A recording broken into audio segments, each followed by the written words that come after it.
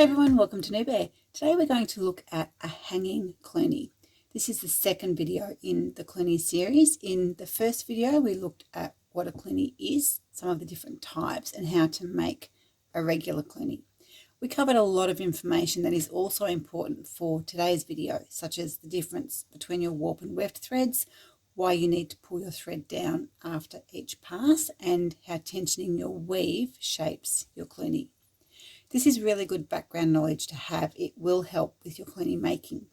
If you haven't seen it, I strongly recommend having a squiz before trying the hanging cluny. As I mentioned in my first video, I like to use a separate loom rather than using my hand, but I will show you how to use your hand for a loom at the end of the video. The loom for a hanging cluny is warped a little bit differently to when we do a regular cluny. We still need our warp and weft threads, but we also need a separate length of thread or a floss threader. I'm going to use thread for the wooden loom, and I'll show you how to use the floss threader when we set up our hand loom. To make a regular cluny, we used a shuttle for weaving. For a hanging cluny, we need to be able to pull our weft thread through the middle of the cluny so that we can close it. We can't do that if we have a shuttle on the end of our thread. I still prefer using a shuttle to weave. I just cut it off at the end. It makes it a lot easier for me to work. I find trying to work with a thread end very fiddly, but do what works best for you. Holding our last element in the pinch, I'm going to use shuttle 2 or the ball thread to warp my loom. Wrap our thread from A across to B and back into the pinch.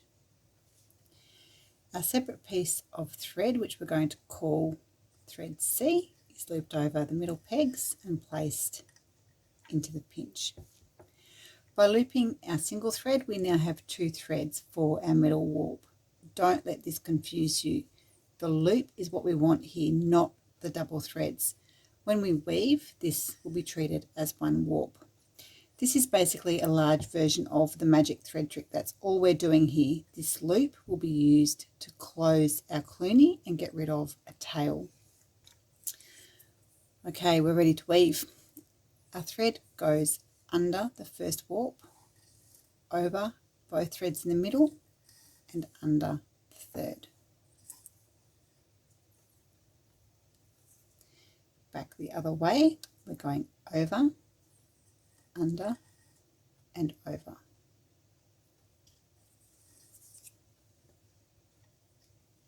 And pull that down.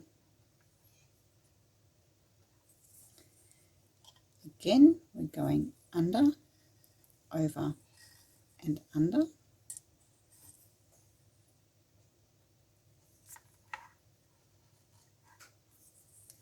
And back is over, under, and over.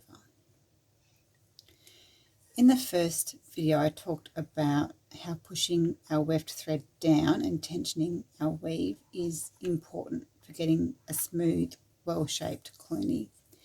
Those points are also relevant now. It doesn't matter what kind of cluny we're making, tension and weave are important.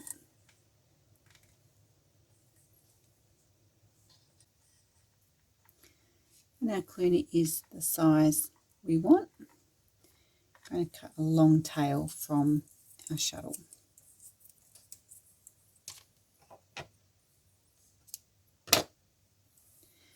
Pass the tail of the weaving thread up through the middle of the magic loop, what we're calling our warp C thread.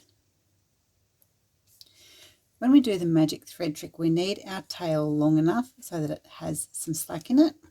We have our loop here, and so that it can pass through the loop without falling out.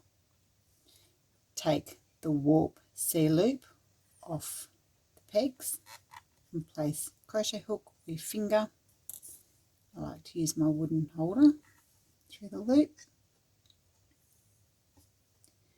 We're going to pull the ends of the warp C thread until our weaver tail is completely pulled through.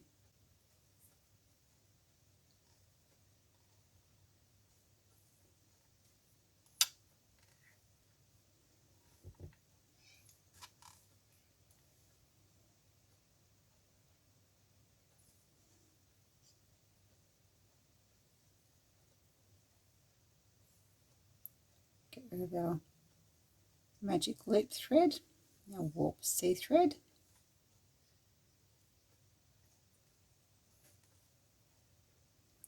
Continue to pull that down.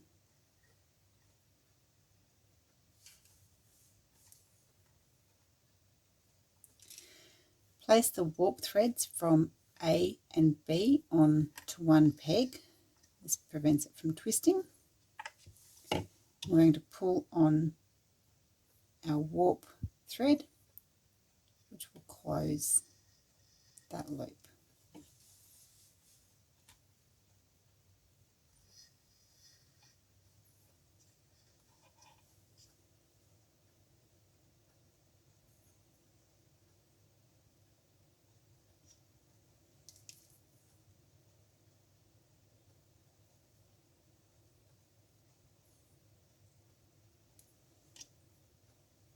Now we can remove our wooden holder and adjust our joining picot.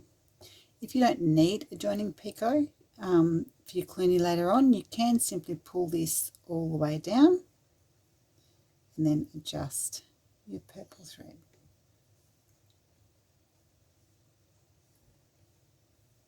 And that is our hanging Cluny. As I mentioned in my last hand loom demonstration, hand looms are not my forte. There is a reason why I prefer my wooden loom, but we will give it a go. So holding your last element in the pinch, wrap your warp thread around all your fingers, over your index finger and back into the pinch. Take your floss threader and put that in the pinch as well. Starting on the left side, we're coming under our first thread, around our floss threader and under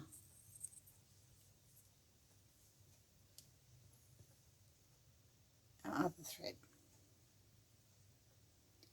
Go behind the floss threader, come up across the front and down.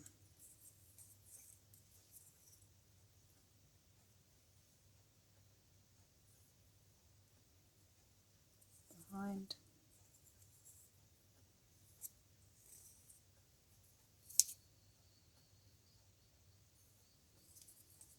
across the front and down.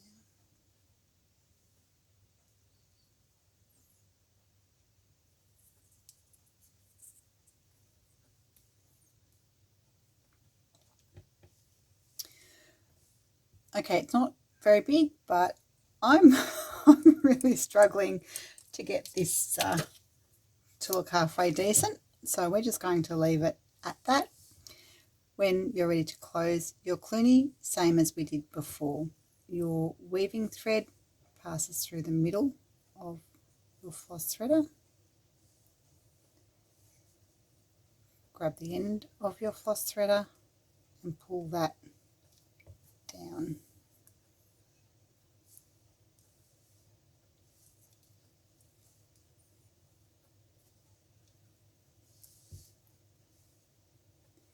Now we can close our top loop.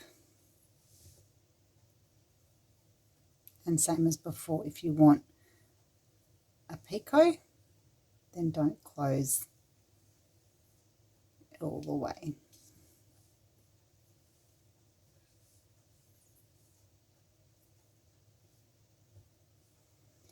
And that's it.